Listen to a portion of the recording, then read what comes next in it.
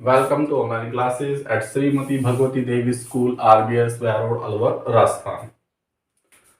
Last video में हमने mole fraction, molality and molarity explain किया था।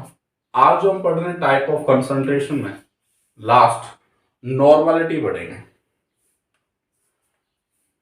लास्ट जो कंसंट्रेशन है वो क्या है? Normality.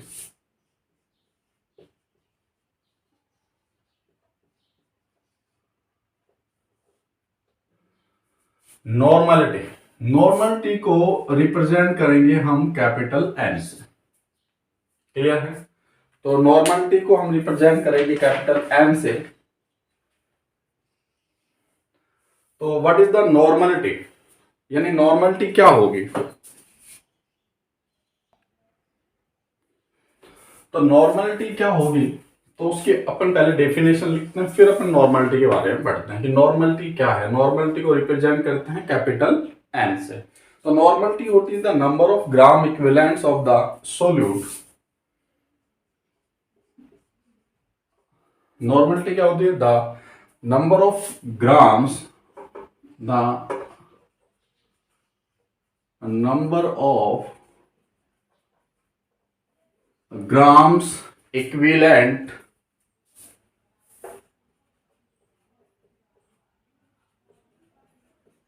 number of gram equivalents of solute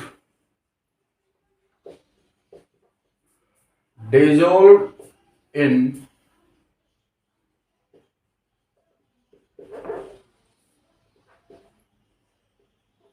1 liter solution is called normality of the solution. तो ये है normality, the number of gram equivalents of the solute dissolved in 1 litre solution. ऐसा ध्यान रखना, आपसे डेफिनेशन ही पूछ लेता है कभी भी। नॉर्मलिटी की डेफिनेशन क्या है, मोलरिटी की डेफिनेशन क्या है, मोल फ्रैक्शन की डेफिनेशन क्या है। तो दैट नॉर्मलिटी को मैं कैसे लिख सकता हूं कि normality is equals to number of gram equivalents. Formula क्या हो जाएगा? Number of gram equivalent upon volume of solution in litre. तो ध्यान रखना, नॉर्मलिटी जो है उसका फॉर्मूला क्या है? Number of gram equivalents upon volume of solution. Clear है? In litres. तो यूनिट ऑफ नॉर्मलिटी क्या हो गया? Unit of normality equals to क्या हो गया? Gram equivalent, gram equivalent litre inverse. Clear है? या इक्विवेलेंट लीटर इनवर्स, ये यूनिट हो गई। अच्छा ध्यान देना कि जो नॉर्मलिटी है वो भी वॉल्यूम ऑफ द सॉल्यूशन पे डिपेंड करे। सिर्फ एक मोलालिटी ऐसी थी जो सोलवेंट, मास ऑफ सोलवेंट पे डिपेंड करती थी। तो ये है नॉर्मलिटी। अच्छा एक बात सुनो, अगर कभी भी आपको number of gram equivalent calculate करना हो तो कैसे कैलकुलेट करते हैं? देखो, number of gram equivalent is equals to होता है मास अपॉन इक्विवेलेंट मास। यानी नंबर ऑफ ग्राम इक्विवेलेंट कभी आपको कैलकुलेट करना हो तो ये फॉर्मूला आपको यूज करना है। किसी का भी कैलकुलेट करना, एनी सब्सटेंस, उसका क्या लो ग्राम इक्विवेलेंट अगर आपको कैलकुलेट करना है तो सब्सटेंस का मास अपॉन इक्विवेलेंट मास। तो सर प्रॉब्लम एक और होगी क्या कि हम इक्विवेलेंट मास को कैसे कैलकुलेट करेंगे? क्लियर है? तो equivalent mass is equals to होता है equivalent mass is equals to होता है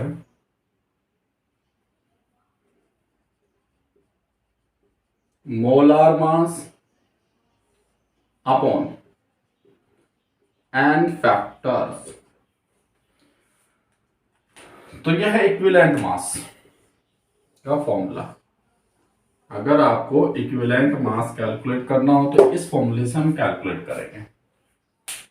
तो देखो नॉर्मलिटी का फॉर्मूला क्या हो जाएगा, number of gram equivalent upon volume of the solution in litre. But क्या है, अगर आपको ग्राम इक्विवेलेंट डायरेक्टली गिवन नहीं है और आपको वेट ऑफ सॉल्यूट दे रखा गिवन है, तो आप नॉर्मलिटी का फॉर्मूला कैसे होगा, और वॉल्यूम आपको लीटर में नहीं हो के मिलीलीटर में हो जाए, तो नॉर्मलिटी इज इक्वल्स टू क्या फॉर्मूला बनाओगे, वेट ऑफ, जब मैं इसको डायरेक्ट एक बार ऐसे लिख देता हूं, n is equals to W2 upon E2 into 1000 upon volume of the solution, या वॉल्यूम ऑफ द सॉल्यूशंस को मैं रिप्रेजेंट कर देता हूं VS इन ml। ये लो, कुछ नहीं, मैंने इसको मॉडिफाई किया, ये आ गया। Here W2 is equals to weight of solute. Here W2 is equals to weight of solute. E2 क्या है, equivalent mass of solute. VS क्या है, वॉल्यूम ऑफ सॉल्यूशन। क्लियर है। तो एक तो ये तो डेफिनेशन हो गई कि नॉर्मलिटी क्या होगी। तो नॉर्मलिटी क्या है, the number of grams equivalents of solute dissolve in 1 liter solution is called normality of the solution. So n is equals to normality is equals to number of gram equivalent upon volume of the solution in liter. The unit of normality is equals to gram equivalent liter inverse. फिर मैंने क्या लिखा कि number of gram equivalents अगर आपको calculate करना है तो कंपोनेंट के मास और इक्विवेलेंट मास को डिवाइड कर दो, यानी कंपोनेंट का मास अपॉन इक्विवेलेंट मास अगर आप डिवाइड करोगे तो नंबर ऑफ ग्राम इक्विवेलेंट आ जाएंगे। प्रॉब्लम यह है इक्विवेलेंट मास हम कैसे कैलकुलेट करें किसी भी कंपोनेंट का या सॉल्यूट का। तो equivalent mass is equal to हो गया उसका molar mass upon n factor calculate divide कर दो। एन फैक्टर क्या है, what is the n factor, वो एन फैक्टर मैं अभी बताऊंगा। क्लियर है। तो मैंने इसका मॉडिफाई किया, फॉर्मूला ये आ गया, W2 वेट ऑफ सोल्यूट है, E2 equivalent mass of solute है, VS क्या है, वॉल्यूम ऑफ द सॉल्यूशन। तो सबसे पहले हम इक्विवेलेंट मास कैसे कैलकुलेट करें इस पे हम बात करते हैं। क्लियर है। तो नेक्स्ट हम ये पढ़ रहे हैं equivalent mass, what is the equivalent mass, तो आप कैलकुलेट करते हैं।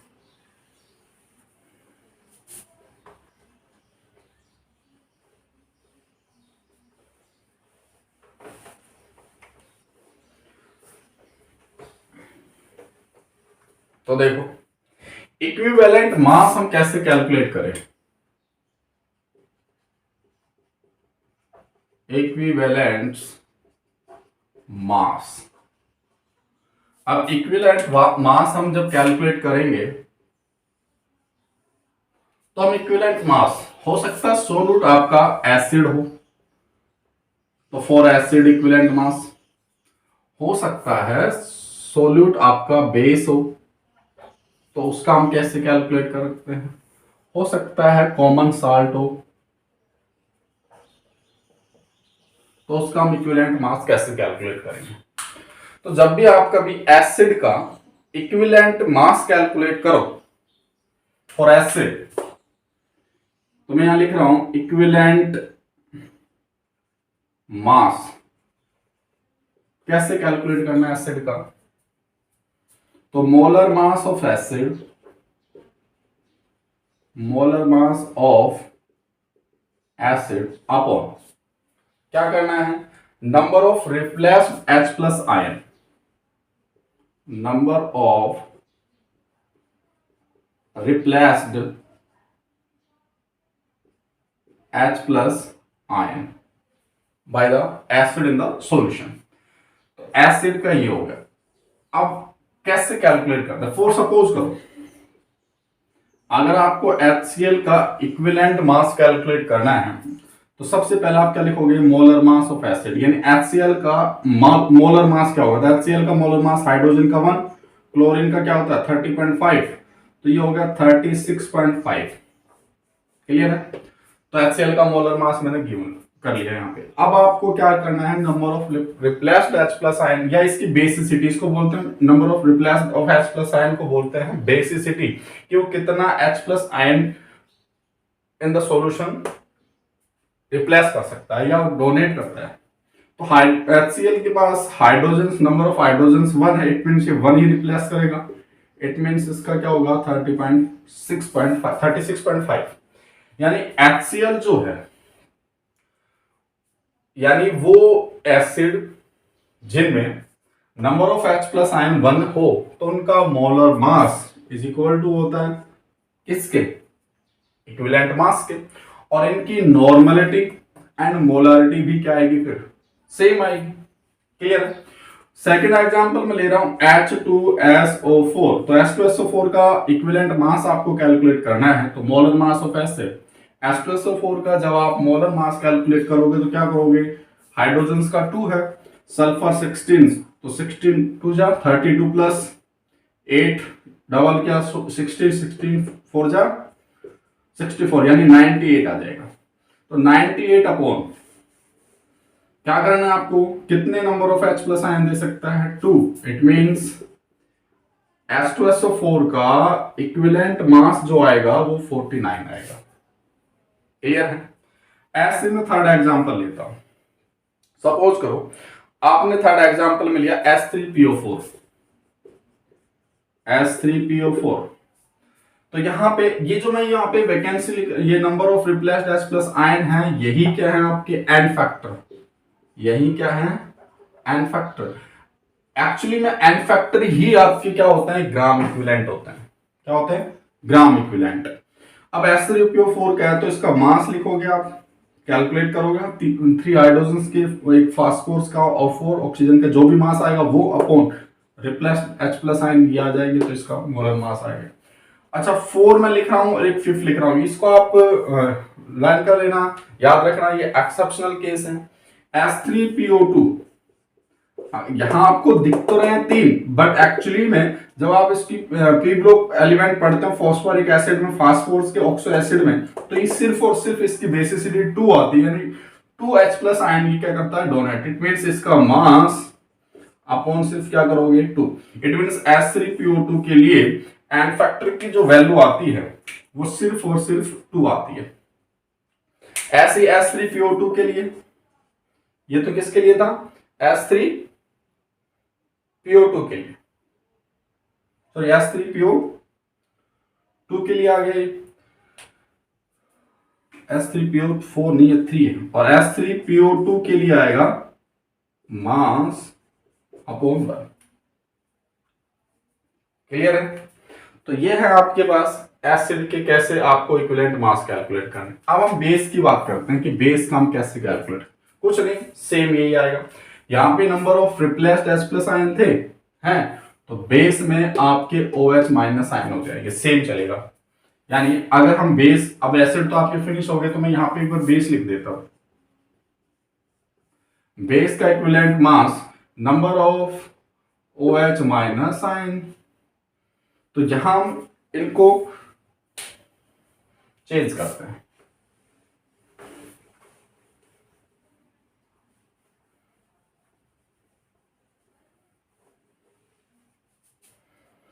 तो मैं आपको फर्स्ट ऑफ बेस जो दे रहा हूं गिवन है NaOH, तो NaOH का ग्राम इक्विवेलेंट आप इक्विवेलेंट मास कैलकुलेट करना आपको। तो equivalent mass is equal to क्या लिखो? Molar mass of acid, sorry acid नहीं, यहाँ पे अब क्या आ जाएगा? बेस, यानी जिसमें OH number of OH minus होते हैं, जो substance give the OH minus in the solution is called the base according to Arrhenius। NaOH है तो इसका molar mass 40, OH number of OH minus 1, तो इट मींस 40। क्या आ गया इसका? Equivalent mass. ऐसे में क्या करूं? MgOH का whole twice. MgOH magnesium hydroxide, इसको बोलते हैं मिल्क ऑफ मैग्नीशियम। तो इसका क्या करोगे, मोलर मास कैलकुलेट करोगे डिवाइडेड बाय एन फैक्टर, मतलब कितने गिवन है 2, तो जो भी आएगा यहाँ पे आप लिख लोगे। तो इस तरह हम बेस का कैलकुलेट कर सकते हैं। अब हम बात करते हैं किसकी, कॉमन साल्ट की, यानी equivalent mass of common salt हम कैसे कैलकुलेट करेंगे वो देखो। तो कॉमन साल्ट में क्या लिखोगे आप, ये तो बेस का हो गया ना, equivalent mass of common salt,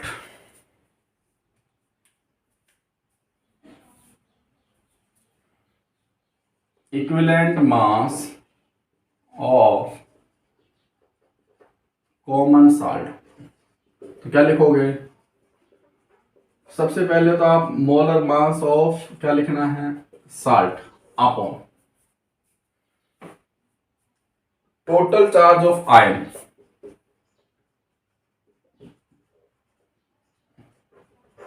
total charge of ion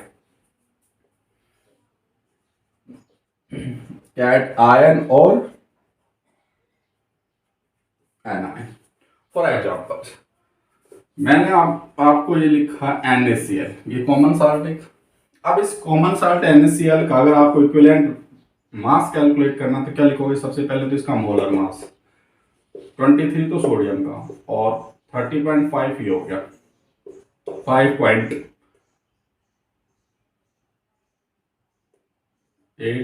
68.5 हो गया।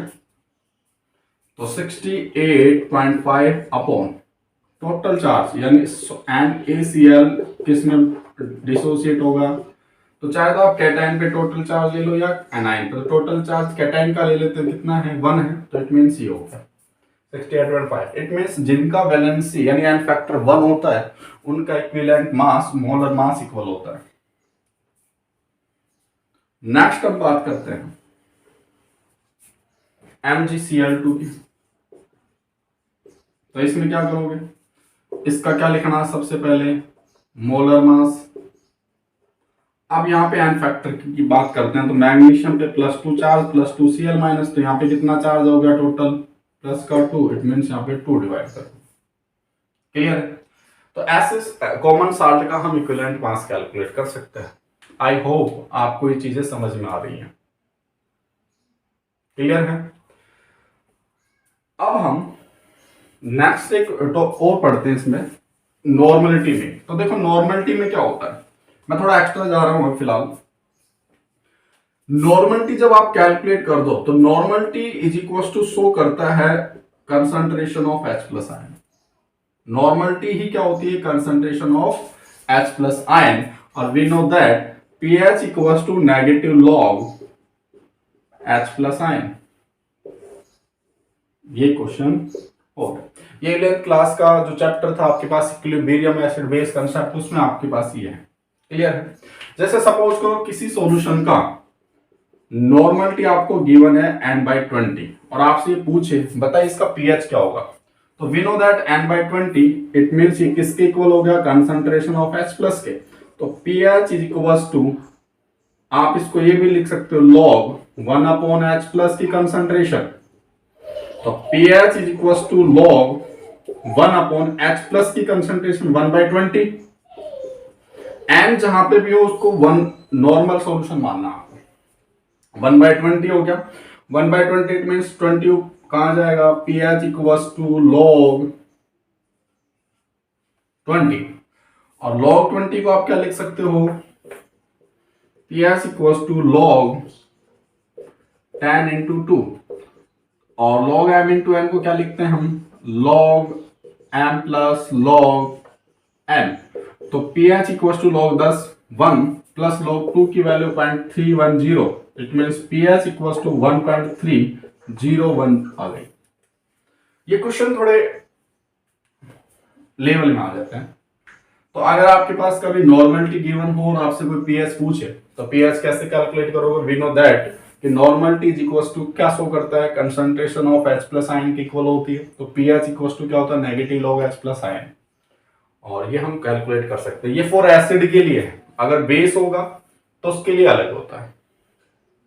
तो बेस के लिए क्या होता है, तो बेस अगर आपके पास होगा तो H प्लस की कंसंट्रेशन है तो वो शो करेगा किसको, OH माइनस की कंसंट्रेशन को।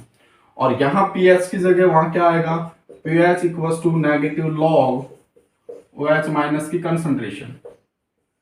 और जब आप pH कैलकुलेट कर लोगे तो एक रिलेशनशिप होता है pH plus POH equals to 14,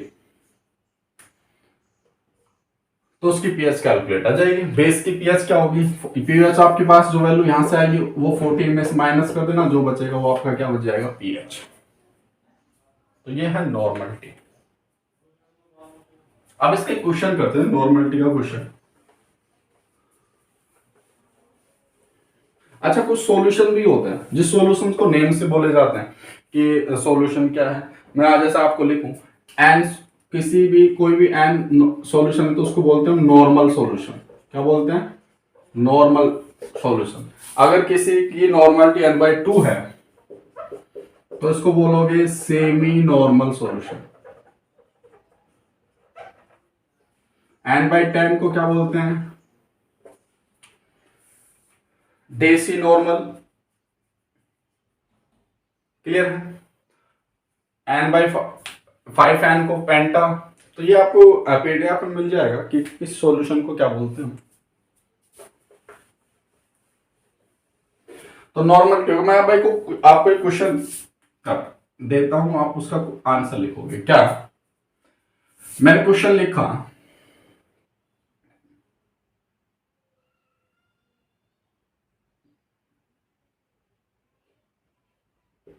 18.5, क्या आप ये करो 9.8 ग्राम H2SO4 dissolved in 250 ml solution. Calculate the normality of solution. ये क्वेश्चन मैंने आपको गिवन दिया है तो आपको इसका क्वेश्चन आंसर क्या लिखोगे। देख, we know that normality is equals to weight of solute upon equivalent mass into 1000 upon Vs in ml। ये फॉर्मूला लिखा है। तो वेट ऑफ सोल्यूट गिवन है, कितना है 9.8। अब प्रॉब्लम क्या है कि H2SO4 का इक्विवेलेंट मास चाहिए आपको। तो इक्विवेलेंट मास के लिए हमें molar mass upon n factor, किसके लिए इक्विवेलेंट मास हो गया। अब हम मोलर मास ऑफ H2SO4 क्या लेंगे 98 अपॉन एन फैक्टर की वैल्यू 2, तो क्या आ गया इक्विवेलेंट मास 49। इट मींस मैं यहाँ पे क्या लिखूंगा 49 इंटू 1000 अपॉन सॉल्यूशन क्या है 250 100। क्लियर है, तो नॉर्मल टी इक्वल्स टू क्या आएगा 4 और ये आ गया 10, ये आ गया 2 से कैंसिल हो गया, तो 4 2 जा 8/10 यानी 0.8। जो भी आ रहा है आपको करेक्शन में चेक कर लेना एक बार।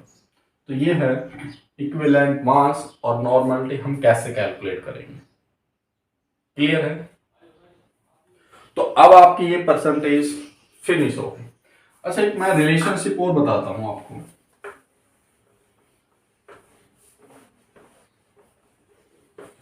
अगर आपसे कभी नॉर्मलिटी दे रखी और मोलरिटी पूछे तो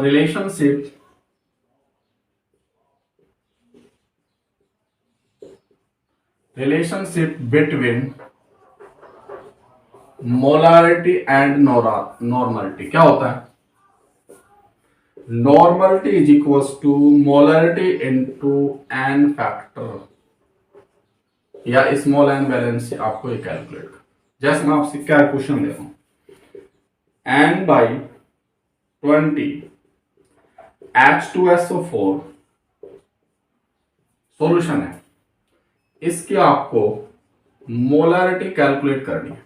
n/20 H2SO4 जो सॉल्यूशन है उसकी मोलरिटी कैलकुलेट करनी है। तो ऐसे क्वेश्चन के लिए फॉर्मूला वगैरह क्या है, अब आपके पास नॉर्मलिटी से आपको मोलरिटी पूछे या मोलरिटी से नॉर्मलिटी पूछे तो आपको ये फॉर्मूला यूज करना है। तो नॉर्मलिटी गिवन है एन को आपको कंसिडर कितना करना 1, तो नॉर्मलिटी की इक्वल टू क्या लिखा मैंने 1/20 इक्वल टू मोलारिटी कैलकुलेट करनी इनटू एन फैक्टर, कितना H प्लस दे सकता 2, तो मोलारिटी इक्वल टू क्या लिखोगे 1/20 इंटू 2, तो मोलारिटी क्या होगी 1/40। क्लियर है? तो ये रिलेशनशिप आपको याद रखना है। नेक्स्ट वीडियो में हम सिर्फ और सिर्फ न्यूमेरिकल करेंगे, ये जो भी मैंने अभी आपको कंसंट्रेशन कराई है एनसीईआरटी बुक के, 12th क्लास की एनसीईआरटी बुक है। तो 12th क्लास की जो एनसीईआरटी की बुक है उसमें थोड़ा लेवल है, तो उसमें आपको रिलेशनशिप वगैरह ये सारी चीजें याद है। अगर आपको एक सॉल्यूशन चैप्टर अच्छे से आता है तो आपको केमिस्ट्री के लैब में वर्क करने में बड़ा इजी होगा, और सॉल्यूशन वगैरह आपको बनाना आना चाहिए। कैसे बनेगा इनकी आपसे कोई कह देगा भाई m/20 H2SO4 का सॉल्यूशन बनाओ, तो आपको पता होना चाहिए कितना मैं वेट लूं H2SO4 का, कितने सॉल्यूशन में आपको बनाना वो आपको गिवन होगा जो भी, तो अपन को कैलकुलेट करना। क्लियर? Thank you.